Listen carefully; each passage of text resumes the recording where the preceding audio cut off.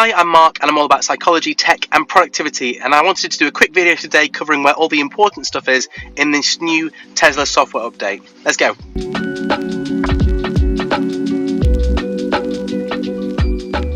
So like me, you may have downloaded the new software release for Teslas, which is the Christmas release, and it is a big one. And maybe you haven't yet upgraded yet, or you're about to upgrade. If so, then this video is for you. The idea is that together we'll help you find the things that look like they're missing. And the good news is that there have been some improvements, like the live Sentry footage on your phone, and the blind spot dashcam, really helpful.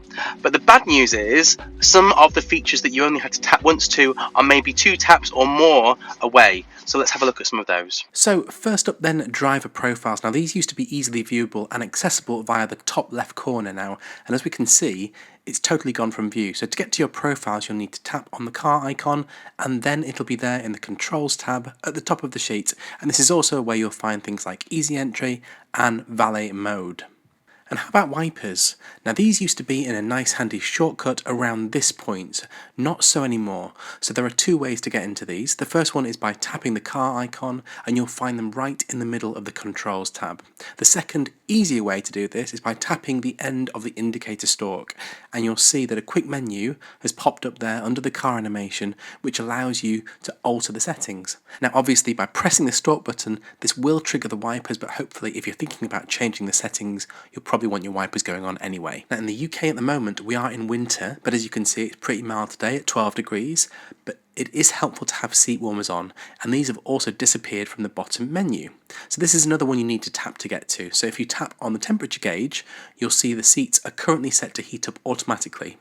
And you can override these by tapping on the seat icon if you like. And again, you can control the passenger side over on the left there if you need to. I'm going to stick them both on auto for now. There's also another way to get to seat controls, which we'll come to in a second. Next up, what about music controls? Now, this is another one of those bigger changes made in this version, and you'll see that there's a new set of icons down in the bottom, and these 4 can be customized to be whatever app you want. So you'll see I've added 2 here that relate to music. However, if we tap on those 3 dots, you'll see these have all been separated. So you've got radio, Spotify, TuneIn, Tidal, and karaoke.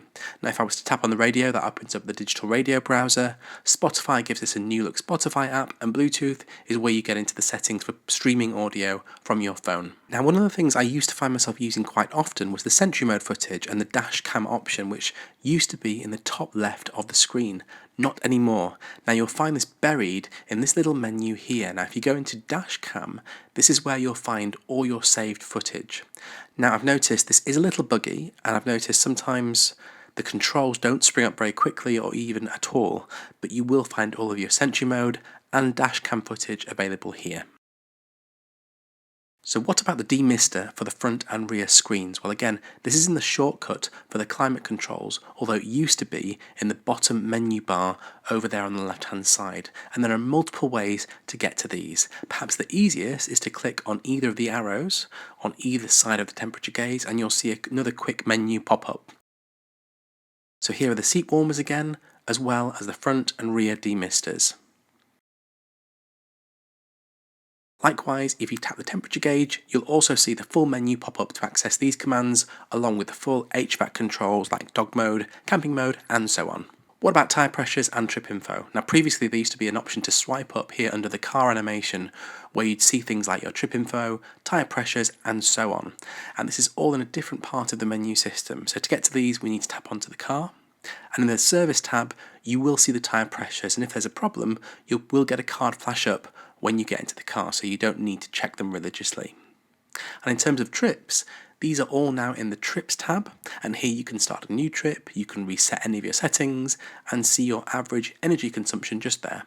This is another of the bigger changes, and not really at all obvious to get to for those who are interested in this stuff. Likewise, you'll be able to see some of this in your energy graph, which you can customize in exactly the same way that you used to before. I think it's a bit of a shame to waste all that space on the main screen, which is currently just empty. So maybe we'll see these make a reappearance in a future update. Hopefully, if you're about to upgrade, or maybe you've just upgraded, this video will come in handy. Let me know in the comments below what you think of the new software version, and if there's anything else that you can't find, just ask the question and I'll reply as soon as I possibly can. I'll see you in the next one.